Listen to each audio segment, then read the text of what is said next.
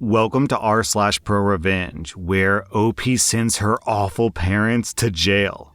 Our next Reddit post is from Rice Patty Farmer. A little bit of backstory. I'm running a painting business over the summer as a junior in college to pay for school. My prices are pretty fair because I hire college students and I have a deal with Sherwin-Williams as a contractor to get cheaper paint and materials. Anyways, this one potential client, Karen, scheduled an estimate with me about a month and a half ago for an interior bathroom job and a deck stain. I tell her the times I'm available, but she absolutely pushes for a time where I would have to rush over from another job site, do a hurried estimate, then run home to grab a bite of dinner before going to a previously scheduled estimate. I'm a bit miffed, but I said F it. Sales is hard. I should learn how to bend over backwards for clients. So I show up to do the estimate, and the whole time that I'm getting my numbers together, she's talking me down, telling me how if she ran a business like I did, she would be fired from her big shot marketing job immediately, and how I should be dressed better to respect the client. What I did to offend Her Majesty was I moved her plants to the side to be able to measure the deck better.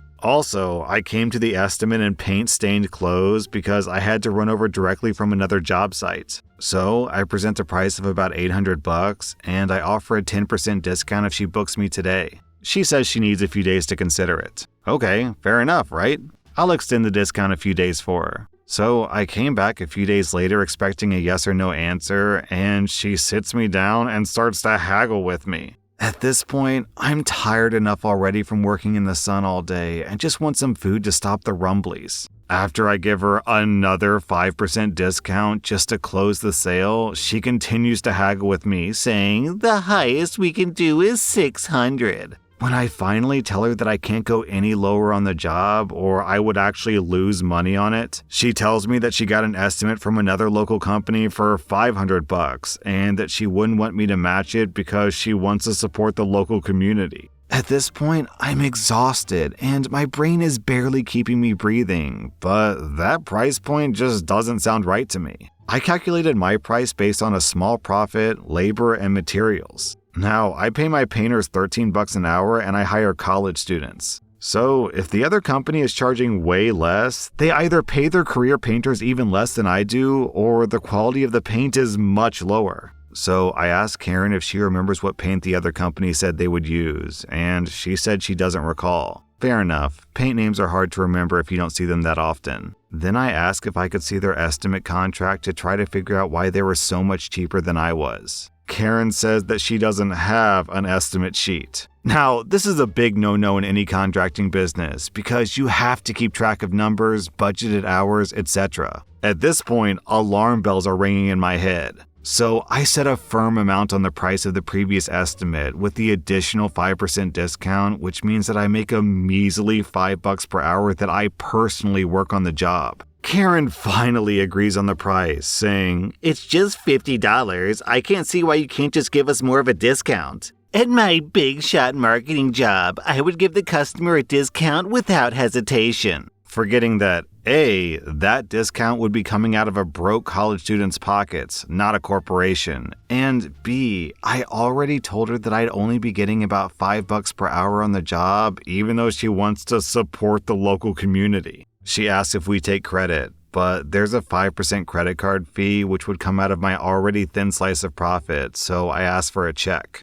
She tells me that she uses Chase, which doesn't have a branch near us, and the nearest one is in New York. For context, we're like half an hour from Boston, so what? Therefore, she can't use a check because she would have to order the checkbook from New York. I think, okay, fine. I guess some people these days don't have a checkbook. I reiterate that I will lose money on the job at that price point with the 5% fee tacked on, and that I can wait until the checkbook arrives. So I tell her that she can message or call me when the checkbook arrives and I can drive back to collect the deposit and have her sign the contract. On the way out, she tells me the job needs to be finished before a certain date because she was having guests over. I explained to her that once I receive the deposit, I'll lock her in for a power wash of the deck, which needs about a week to dry before we can stain it in one day. She mutters, "Ugh, I can find the checkbook by tomorrow." Come on, she just admitted to lying to me about having to order a checkbook from New York. So I say, "That's fine. Let me know tomorrow afternoon so I can come by and finalize the contract."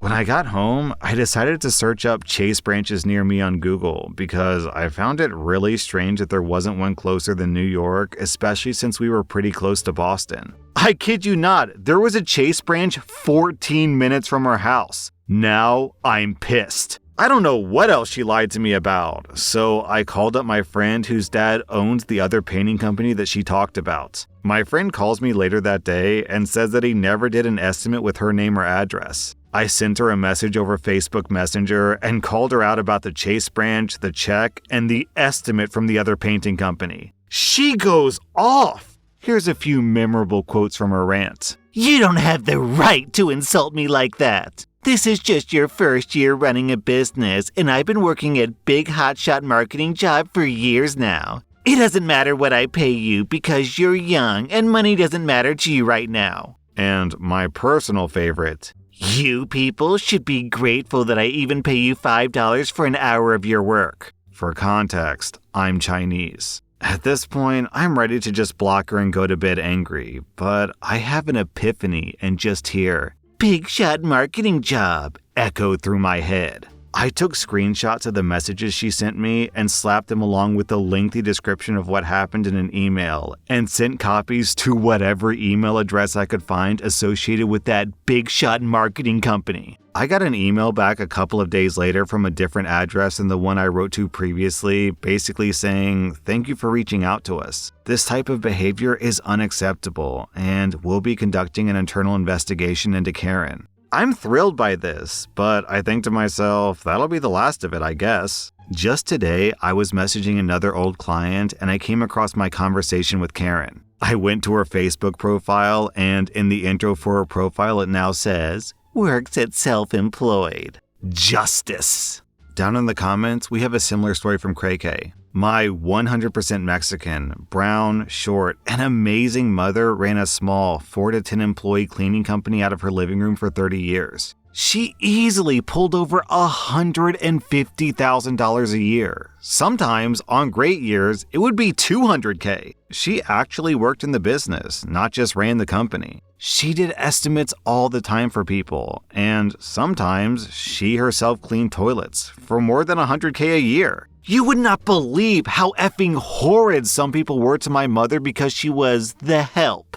Most of the time, they were amazing customers and they had an amazing relationship with my mom. She even attended one customer's funeral because she saw that lady once a week for 20 years. My favorite story is the day that she got off of work early and came home fuming. A client was being horrendous, just like OP's client, and my mother was trying to finish the job. But it got to be too much and she just packed up all the supplies, told the client to go F herself, and left the house. This was before Yelp or the internet was a huge thing. Sometimes you just gotta fire your clients. Your story made me so happy that you got rid of the trash. I think the even bigger flex would have been for your mom to say, "You know what? I probably make more money than you anyways." $200K a year is nuts, especially if this was like 30 years ago or whatever. Like 200K is probably closer to, I don't know, 250 nowadays, 300 or something. Can you imagine the expression on a stuck-up, upper-middle-class Karen's face when the help tells her that she makes more money than Karen does? Our next Reddit post is from Cynical Altruist. About 3 years ago, I was in a multi-school academic support network which had a summer camp. At this camp, I met Kay. Kay was a closeted lesbian and was very scared of us telling her parents due to their extreme political and narcissistic views. I had dealt with this kind of situation a few times before, but not to this extreme of a level. Her parents were so far off the end of the scale, I dared not say anything about politics or religion in fear of starting an inquisition. These people made Westboro Baptist Church look like moderates. To give an example, they had complete control over her phone, emails, physical mail, and pretty much every other route of communication. So when they decided that one of her friends was too Jewish, they deleted him from her life. They called the program and rearranged her schedule so she would never see him again. Later, we found out that they had filed false anonymous complaints against him so that he wouldn't be invited back. Overnight, they just removed him from her life. And this wasn't even the last kid they did this with. Kay was terrified of her parents, but they owned her. There was no way to escape, short of suddenly becoming an adult. I was seriously worried about her, to the point where I bought her an emergency-only prepaid phone, which I told her to hide.